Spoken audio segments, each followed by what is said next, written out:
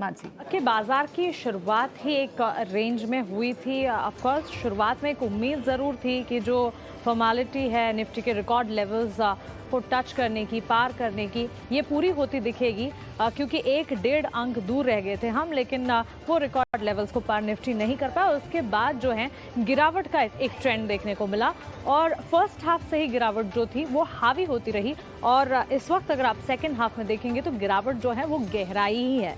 बाजार ने अगर आप देखें पूरे के पूरे सेशन में अपने आप को संभालने की कोशिश की, लेकिन इस कोशिश में नाकामयाबी हाथ लगी।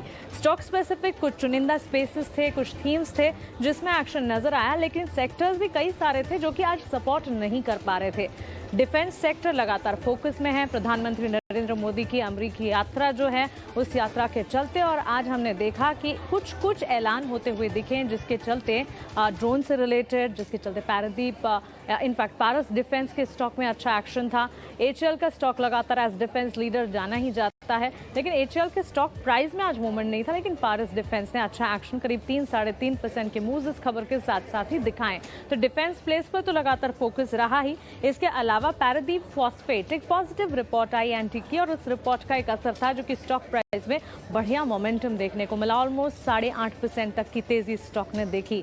इसके अलावा फार्मा स्पेस जो कि लगातार बाजार को संभालने का काम करता है, आज वहां से भी डिप्स नजर आए। फार्मा, हेल्थ केयर और डायग्नोस्टिक, इनफैक्ट ल्यूपिन पर एक रिपोर्ट आई, अंडरवेट की रेटिंग थी। जेफरीज की इस रिपोर्ट का असर था।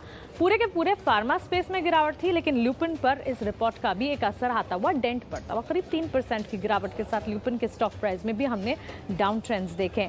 सेक्टर स्पेसिफिक बाजार की चाल को अगर देखेंगे, sector specific PSU bank, pharma और आईटी की तरफ से कंट्रीब्यूशंस नहीं थे, सपोर्ट नहीं थे और इसी का असर था कि इन सेक्टर्स में हमने गिरावट हावी होती देखी। इसके अलावा शुगर स्टॉक्स, चीनी की मिठास लगातार बढ़ी। इथेनॉल ब्लेंडिंग को लेकर सरकार की कुछ मुहिम, कुछ कदम और कुछ तैयारियों की बात रही, जिस पर खबरें भी हमने आपको बताई। उसी के चलते बलरामपुर चीनी के स्टॉक में हमने देखा शुगर स्टॉक में काफी अच्छा एक्शन देखने को मिला। अब आइए मेजर हैवी वेट्स में कहां से अच्छी मजबूती थी और कौन से स्टॉक्स थे जो कि परफॉर्म नहीं कर पा रहे थे। हमने क्लियरली देखा L and T, Bharti Airtel, Mahindra and Mahindra, ITC, ये सारे के सारे स्टॉक्स थे जहां पर एक्शन देखने को मिल रहा था। एचडीएफसी ट्विंस ने बाजार को आज संभालने का काम किया। एचडीएफसी बैंक, एचडीएफसी लिमिटेड की तरफ से अच्छा खासा मूव, अच्छे खासे एक्शन थे और इसी के चलते भी बाजार को कुछ हद तक सपोर्ट मिला, लेकिन उसके सामने गिरावट जो थी वो कई सारे स्पेसेस में देखने को मिली और इनफैक्ट मिड कैप जो कि लगातार बाजार को संभालता है, उस स्पेस ने भी आज बाजार को नहीं संभाला। 8 सेशंस की मजबूती के बाद इनफैक्ट ये तो कहा जाता है कि ब्रॉडर इंडिसेस 2023 का जो साल है वो मिड कैप का है, लेकिन आज के सत्र में न जाने मिड कैप स्पेस को क्या हुआ। करीब 400 अंकों की गिरावट के साथ मिड कैप में हमने डिक्लाइंस देखे और इसी के चलते बाजार को जो 1-2 स्पेसेस थे, मान लीजिए मिड कैप, फार्मा, जहां से बाजार की चाल चाहे कैसी भी हो वहां एक्शन की वजह से सपोर्ट मिलता था, वहां से भी सपोर्ट आज मिसिंग थे। मिड कैप के लूजिंग मोमेंटम वाले स्टॉक्स की अगर बात करें, फिनेंस, एमएनएम फाइनेंस जिसकी लगातार हम बात करते हैं, एनबीएफसी जिसकी लगातार हम बात करते हैं, mid cap IT, mid cap real estate की हम बात करते हैं, वहां से गिरावट थी जिसके चलते बाजार को सपोर्ट नहीं मिला। इसके अलावा इंडियन होटल्स, डिक्सन टेक्नोलॉजी जैसे स्टॉक थे जहां पर बिकवाली का दबाव रहा। हैवी वेट्स में रिलायंस से बाजार को आज सपोर्ट नहीं किया। Infosys, Bajaj finance, Asian paints, HUL जैसे स्टॉक्स थे जहां से गिरावट हावी होती रही। तो क्लियरली मेजॉरिटी स्पेसेस जो कि सपोर्ट का काम करते थे उनसे भी सपोर्ट आज मिसिंग था।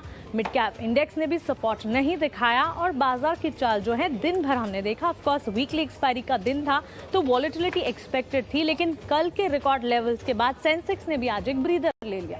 तो ये सारे के सारे सेंटिमेंट्स के चलते फाइनल क्लोजिंग आप देख रहे हैं करीब 85 अंकों की गिरावट, 18,770 के लेवल्स के आसपास सेटल होता हुआ निफ्टी।